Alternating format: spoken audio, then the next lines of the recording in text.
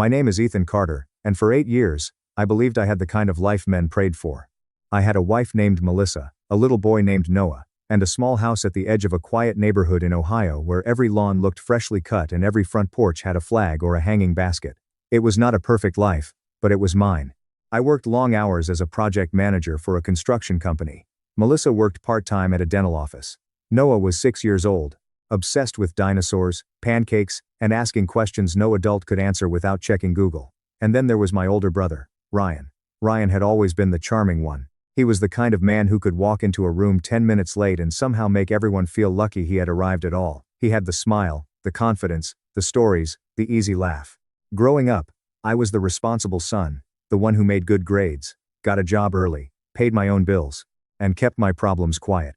Ryan was the golden boy who wrecked cars, borrowed money, disappeared for weeks, and still somehow got welcomed home like a returning soldier. My parents called him complicated. I called him what he was. Selfish. But even I never thought he would take my wife. And I never imagined he would turn my own son against me. The first sign came on a Friday night. I got home late from work, carrying a stuffed stegosaurus I had bought for Noah at a gas station outside Columbus. It was cheap, bright green, and ugly. But I knew he would love it. I walked through the front door, expecting to hear his feet running across the hallway. Instead, the house was quiet. Melissa was in the kitchen, standing over the sink with her phone in her hand. When she saw me, she locked the screen too quickly. "Where is Noah?" I asked. "At your parents' house," she said. I frowned. "Why?" She shrugged without looking at me. "Ryan picked him up." My hand tightened around the toy. "Ryan picked him up? He said your mom wanted to see him. And nobody thought to tell me?" Melissa turned around slowly, already irritated. "Ethan, do not start. It is just your brother." That sentence stayed with me. "It is just your brother." As if blood made betrayal impossible. I called my mother. She answered on the fourth ring, cheerful and breathless, like she had been expecting my anger, and had already decided it was unreasonable. "Oh, honey, Noah is fine," she said. "Ryan brought him over. They are watching a movie." "Mom, Ryan does not get to pick up my son without asking me." There was a pause. Then she sighed. "You really need to stop acting like Ryan is dangerous." I looked across the kitchen at Melissa, who was suddenly very interested in wiping down an already clean counter. "I did not say dangerous," I said. "I said he is not Noah's parent." My mother's voice cooled. "Well, maybe if you were home more often, people would not have to help." That hit harder than it should have. Because it sounded rehearsed. Over the next month, everything changed quietly. Noah started mentioning Ryan more. "Uncle Ryan took me to the arcade. Uncle Ryan said you work too much. Uncle Ryan said Mom laughs more when you are not around." The first few times, I forced myself to stay calm. Kids repeat things without understanding them. Adults say stupid things. Families overstep. But then Noah stopped running to me when I came home. He stopped asking me to read bedtime stories. One night, when I told him it was time to brush his teeth, he crossed his little arms and said, "Uncle Ryan says you are not the boss of everybody." I stood there in the hallway, staring at my 6-year-old son, and felt something cold move through my chest. "Who told you that?" I asked softly. He looked down. "Uncle Ryan." Melissa appeared behind him and said, "He is just a kid. Ethan, do not interrogate him." I looked at her. Something in her face was different. Not guilt exactly. Confidence. Like she knew I was losing ground, and she liked it. 2 weeks later, I found the truth. Not because Melissa confessed, not because Ryan slipped. Because of a dinosaur backpack. Noah had left it in Ryan's truck after a weekend at my parents' house. Melissa said she would get it, but I was already driving near Ryan's apartment after a job site meeting, so I stopped by. His truck was parked outside. Melissa's car was next to it. For a moment, I just sat there, hands on the wheel, telling myself there had to be an explanation. Maybe she was dropping something off. Maybe my parents were there. Maybe Noah was inside. Then, I saw her through the window. She walked across Ryan's living room wearing one of his shirts, bare legs, wet hair, laughing. Ryan came up behind her, wrapped his arms around her waist, and kissed the side of her neck. I did not move. I did not scream.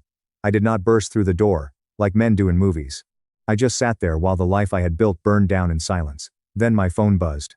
A text from Melissa. "Still at work. Do not wait up." I stared at those words until they blurred. Still at work. Do not wait up. I drove home without the backpack. That night, I sat in the dark living room until nearly 3 in the morning. Melissa came home smelling like Ryan's cologne and peppermint gum. She froze when she saw me. "Ethan," she said. "You scared me." I looked at her and asked one question. "How long?" Her face changed. Just for a second. Then she recovered. "What are you talking about? Do not lie to me." She folded her arms. You are being paranoid. I took out my phone and showed her the photos I had taken from the truck. Her mouth opened. No sound came out. Then, incredibly, she got angry. You followed me? I almost laughed. That was the moment I understood. She was not sorry she had betrayed me. She was sorry I had caught her. How long? I asked again. She looked away. 8 months. 8 months. For 8 months, my wife had been sleeping with my brother. For 8 months, my son had been spending weekends around the man destroying our family. For 8 months, my parents had smiled at Sunday dinners, while Ryan sat across from me, asking me to pass the salt like he had not been in my bed, in my marriage, in my life. Do mom and dad know? I asked. Melissa said nothing. That silence answered everything. The next morning, I drove to my parents' house. Ryan was there. So was Melissa. And Noah was sitting on the carpet between them, building a Lego tower. My mother stood in the kitchen doorway with red eyes, not because she was ashamed, but because she knew the confrontation had finally arrived. My father sat in his recliner, jaw tight, remote in his hand like he could change the channel on what was about to happen. I looked at Ryan. He had the nerve to stand. Ethan, we can talk about this. I said. No. You can listen. Melissa reached for Noah, but I stopped her. Take him upstairs, I told my mother. Noah looked scared. That broke me more than anything. Because none of this was his fault. My mother took him upstairs, and the second his bedroom door closed, I turned back to my family. How long have you all known? Nobody spoke. So I looked at my father. You knew? He rubbed his face. Son, it is complicated. No, I said. It is not. Ryan stepped forward. Melissa and I did not plan this. I stared at him. You stole my wife, he swallowed. She was unhappy. There it was. The excuse. The coward's favorite shield. She was unhappy. As if unhappiness forced two adults to lie, cheat, manipulate a child, and turn an entire family into accomplices. Melissa's eyes filled with tears. You were never home, she said. You cared more about work than us. I worked to pay for this family. You were emotionally absent. I looked at Ryan. Did you teach her that phrase? His face hardened. My mother came back downstairs and said the words that ended my relationship with her forever. Ethan, you need to think about Noah. He loves Ryan. Maybe more than you realize. The room went silent. I felt my heart stop. What did you just say? My mother lifted her chin, like she was being brave. Ryan has been there. You have not. I looked at my father. He would not meet my eyes. Ryan did. And I saw it. Victory. He wanted my wife. He wanted my place. He wanted my son to see him as the better man. And my family had helped him. I did not yell. I did not threaten him. I simply said, you can all have each other. Melissa frowned. What does that mean? It means I am done. Ryan scoffed. You are not walking away from your son. I looked at him. No. I am walking away from all of you. And I am going to fight for Noah the right way. Then I left. That week, I hired the best family lawyer I could afford. I gave him everything. Photos. Texts. Bank statements. School pickup records. Screenshots of Melissa lying about where she was. Screenshots of Ryan texting Noah through Melissa's phone, calling me boring, angry, unreliable. My lawyer's name was Dennis Marshall. He was calm, sharp, and brutally honest. This is going to get ugly, he told me. It already is. He nodded. Then we make it clean. Melissa filed first. She asked for primary custody, child support, the house, and claimed I had been emotionally unstable since discovering the affair. Ryan submitted a statement saying he was concerned about my temper around Noah. My parents backed him up. My own mother wrote that Ryan had become a positive male influence in my son's life. I read that line in my lawyer's office. A positive male influence. The man who slept with my wife, the man who poisoned my son against me, the man my parents still protected. For a while, it worked. The court gave temporary custody to Melissa. I got weekends and Wednesday evenings. But by then, Noah had changed. He was quiet with me, guarded. Sometimes he called Ryan dad by accident, then looked terrified, like he had done something wrong. I never punished him for it. I never corrected him harshly. I just knelt in front of him and said, I am always your dad, buddy. No matter what anyone says. Sometimes he hugged me. Sometimes he did not. Those were the hardest days of my life. Harder than losing Melissa. Harder than losing my family. Because I was watching my child disappear behind other people's lies. Then Ryan made one mistake. He got comfortable. A few months into the custody battle, Melissa and Ryan moved in together. They tried to present themselves as a stable home. My parents helped with furniture. My mother posted pictures online of family healing. She cropped me out of every memory like I had died. But Ryan had never been stable. He had debt. Old gambling problems. Unpaid loans. A history of angry voicemails to ex-girlfriends. And then my lawyer found the police report. 3 years before, Ryan had been arrested after a bar fight outside a casino. The charges were reduced, but the report described him threatening a man over money. It was enough to raise questions. Then came the recording. Noah accidentally left his tablet recording after a video message he was making for me. In the background, Ryan was yelling at Melissa. Not normal arguing, yelling. "You think Ethan's going to take him back? You think your sad little tears will fix this?" Melissa cried. "Stop. Noah can hear you." Ryan snapped. "Good. Maybe he should learn what kind of weak man his father is." When my lawyer played that audio in court, Melissa went pale. Ryan stared at the table. My parents looked like strangers. For the first time, someone outside the family saw what I had been trying to say. The judge changed the custody order. I got 50-50 custody. Ryan was ordered not to speak negatively about me around Noah. Melissa was warned that continued parental alienation could affect custody. It should have felt like a victory, but it did not. Because by then, I was exhausted. The house was sold. The marriage was over. My family was gone. I rented a small apartment across town and spent every other week rebuilding trust with my son, one bedtime story at a time. On the weeks Noah was with me, we made pancakes for dinner. We built dinosaur worlds out of cardboard boxes. We watched old adventure movies. I never asked him to choose sides. I never insulted his mother. I never mentioned Ryan unless Noah did first. Slowly, my son came back. One night, he crawled beside me on the couch and whispered, "Dad? Yeah, buddy? Did Uncle Ryan steal Mom?" I closed my eyes. There is no parenting manual for that question. "Noah," I said carefully, "grown-ups make choices. Your mom made choices. Ryan made choices. But nobody stole anybody like a toy." He was quiet. Then he said, "You left because you did not love us." My throat tightened. I turned toward him. "I left the fighting. I left the lying. I never left you." His eyes filled with tears. "I missed you." I pulled him into my arms. "I missed you every second." That was the night I decided I could not stay near them anymore. Not because I wanted to abandon my son. Because I needed to build a life strong enough that no one could erase me again. I asked my company for a transfer to Colorado, where they had a regional office. My lawyer helped me adjust the custody arrangement. It was not perfect. It was painful. But Noah would spend summers, holidays, and long breaks with me.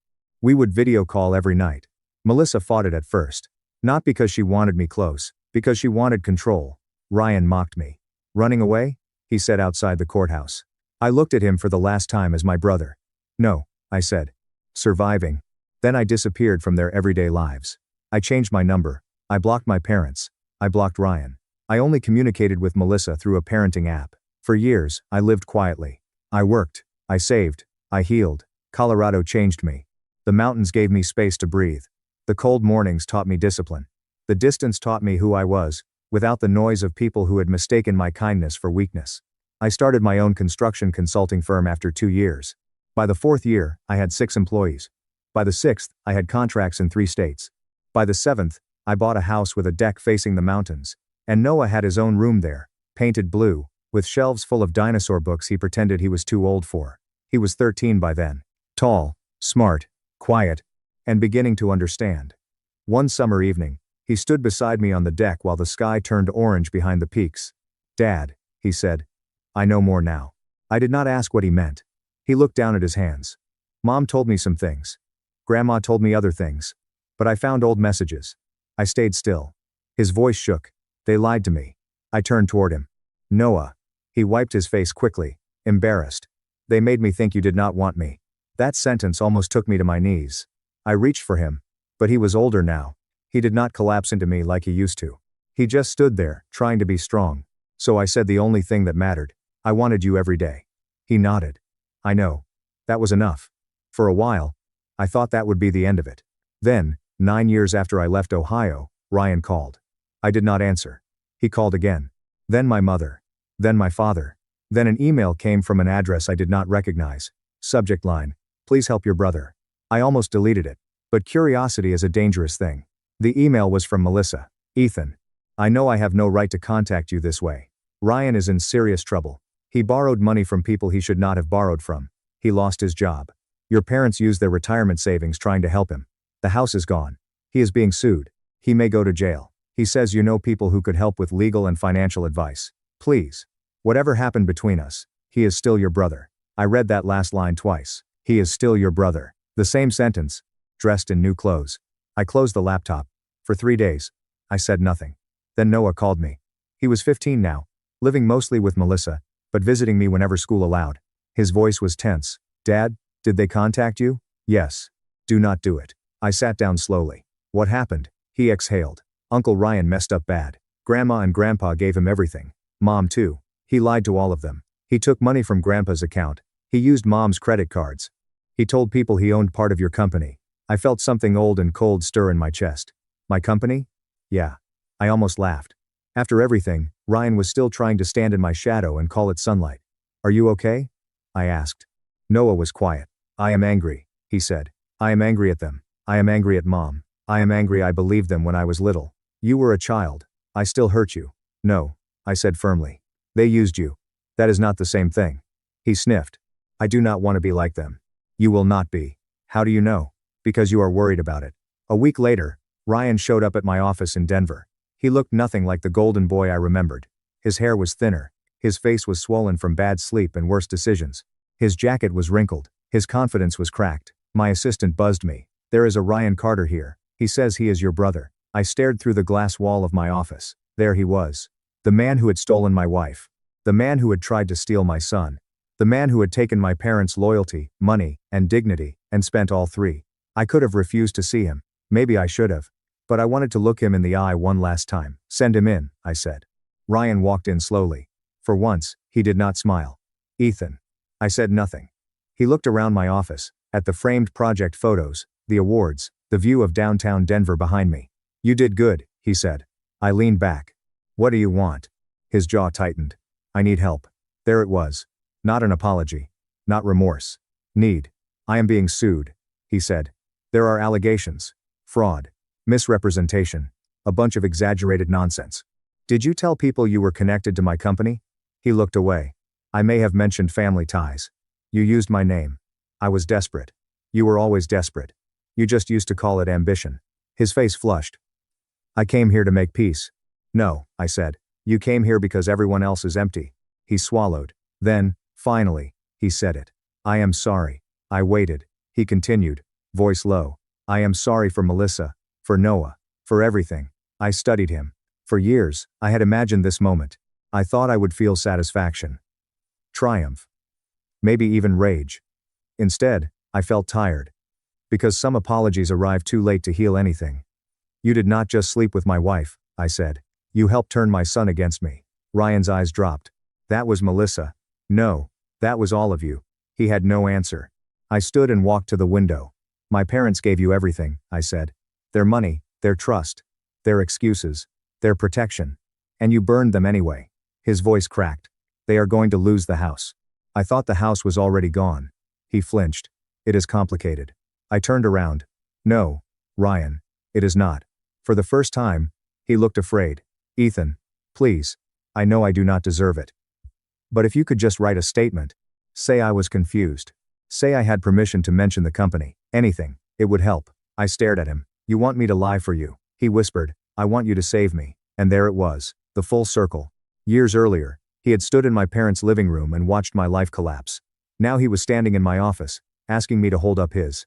I walked back to my desk, opened a drawer, took out a folder. Ryan's eyes followed it. Inside were copies of messages my lawyer had gathered after Melissa contacted me. Screenshots of Ryan using my business name, emails where he implied partnership, notes from people he had deceived. I am not saving you, I said. His face went pale. What is that? Documentation. Ethan. I already sent it to my attorney. He stepped back like I had hit him. You would destroy me? I looked at my brother, and for the first time in my life, I saw him clearly. Not as my rival, not as my parents' favorite, not as the man who took my wife. Just a small man who had survived too long on other people's forgiveness. No, I said. You destroyed yourself. I am just done hiding the wreckage. He left without another word. 3 months later, Ryan lost the lawsuit. Then came criminal charges. My parents called from unknown numbers. My mother left voicemails, sobbing that family should help family. My father sent one message. We made mistakes. Please do not let your brother go down alone. I replied once. He did not go down alone. You carried him there. Then I blocked the number. Melissa sent a long apology. It was the first real one she had ever written. She admitted the affair. The lies. The way she had allowed Ryan and my parents to poison Noah's mind. She said she had been selfish, weak, and afraid of being alone. She said watching Ryan destroy everyone who protected him made her realize what she had helped do to me. I did not forgive her that day. But I did something harder. I stopped hating her. Not for her sake. For mine. Noah moved in with me full-time the following year. He was 16. He said he needed distance from all of them. I did not celebrate. I did not say, "I told you so." I just opened the door. His room was still blue. His old dinosaur books were still on the shelf. He stood in the doorway for a long time, then smiled a little. "You kept them?" "Of course," I said. He picked up the ugly green stegosaurus I had bought the night everything started, the one I had never given him. I had kept it for 10 years. He held it in both hands. "I remember this," he said. "You never had it." He looked at me. "No," he said softly. "But I remember wanting you to come home with something for me. That broke something open in both of us." I hugged my son. This time, he hugged me back like a little boy again. Ryan went to prison for 18 months. My parents sold what little they had left, and moved into a small rental 2 towns over. Their golden son had cost them almost everything. Their younger son was gone. Their grandson barely spoke to them. Melissa rebuilt slowly. She got therapy. She worked full-time. She never asked me for money. Years later, we learned to sit in the same room at Noah's graduation, without bitterness poisoning the air. As for Ryan, he wrote me one letter from prison. I never opened it. Some people call that cruel. Maybe it is. But I learned something after losing my wife, my family, and nearly my son. Forgiveness does not always mean reopening the door. Sometimes forgiveness means locking it without anger. Sometimes peace means accepting that the people who broke you do not get front row seats to the man you became. The day Noah graduated high school, he walked across the field in a blue cap and gown. I stood in the crowd with tears in my eyes, clapping so hard my hands hurt. Afterward, he found me near the parking lot. He hugged me and said, "Thank you for not giving up on me." I pulled back and looked at him. I never did. He nodded toward Melissa, standing a few yards away, then toward my parents, farther back, older and smaller than I remembered. Ryan was not there. Noah looked at me and said, "I know the truth now." I put a hand on his shoulder. "That is enough." And it was. I had lost years. I had lost trust. I had lost the family I was born into. But standing there beside my son, watching the sun go down behind the football field, I realized something. Ryan had stolen my wife. He had turned my son against me. He had taken my parents with him, but he had not taken my future. He had not taken my name. He had not taken the part of me that knew how to stand back up. So yes, I disappeared. I disappeared from their lies. I disappeared from their manipulation. I disappeared from the version of myself that kept begging people to love me fairly. And when my brother lost everything and came begging for my help, I finally understood the difference between revenge and justice. Revenge would have been destroying him. Justice was letting him meet the consequences he had spent his whole life outrunning. And peace? Peace was driving home with my son beside me, both of us quiet, both of us free, knowing that some doors only become beautiful after you close them forever.